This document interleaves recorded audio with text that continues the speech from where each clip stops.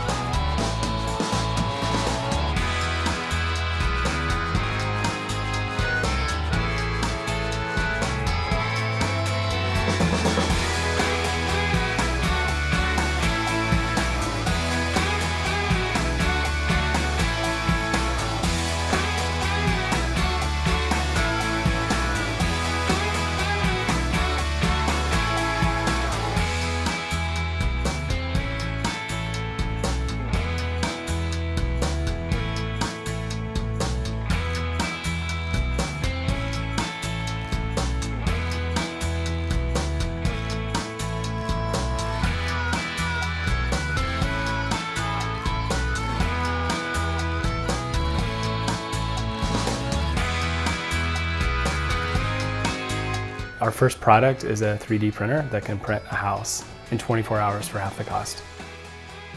Phase 1 for News Story and for Icon is a proof of concept house, and the good news is we've done it. We printed the first home in the United States that's going to be permitted. And for us, this is just the beginning.